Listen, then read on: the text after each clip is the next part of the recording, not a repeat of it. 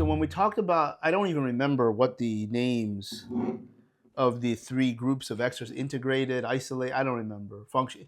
Isolated, it would be mobility. Integrated would be integrating the new joint mobility with the neighboring segment. So that's kind of like a stability strategy. Isolated, integrated, and then functional would have been integrating that new joint with the whole body. Okay, gotcha. So stability would have been the second two. Obviously, it's always going to be mobility before stability. That hasn't changed. But I think there were some exercises that I was using to describe and what I learned in the courses around that period of time. Stability exercises, which then later became stability motor control, should create an immediate change.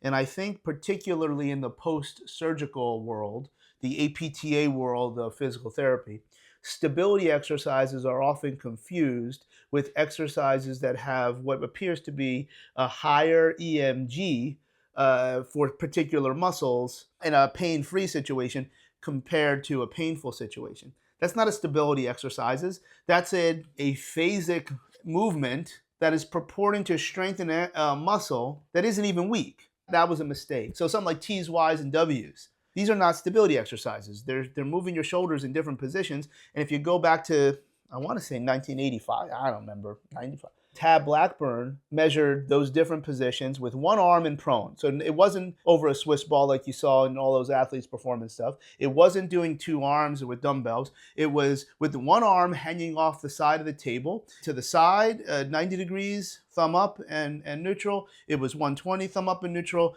and then extension. And all Tab Blackburn was looking for was which movement affected different areas of the rotator cuff more.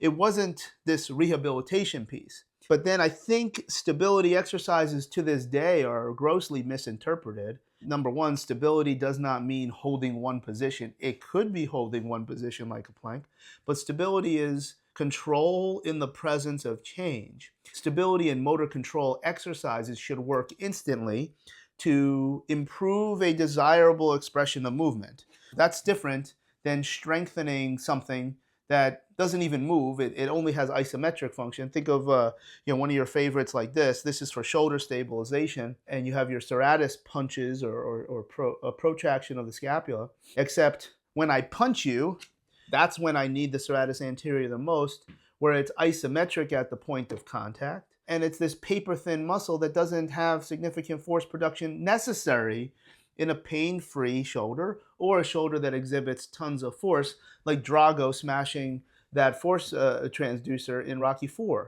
Why do I think this muscle, like that 25 pounds, 30 pounds, like at what, can anybody use 50s? Like the strongest dudes in the world, can they use 50s or 60s? If they can, that means they can dumbbell bench press, 210s or 220s.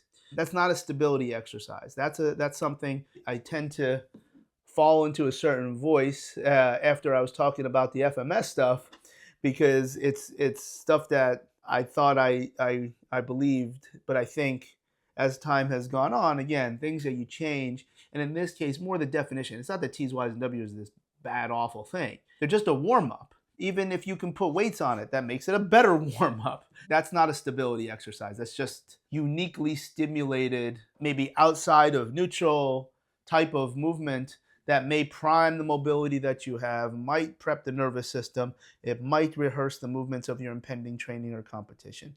Those are three of the four things for a warm-up. Most things that I maybe used to call stability exercises, I would then call them just warm-up, like a bridge. Glute activation. No such thing. If the only time your glutes are off is when you're dead. That I might have actually said in Rehab Equals Training, Training Equals Rehab.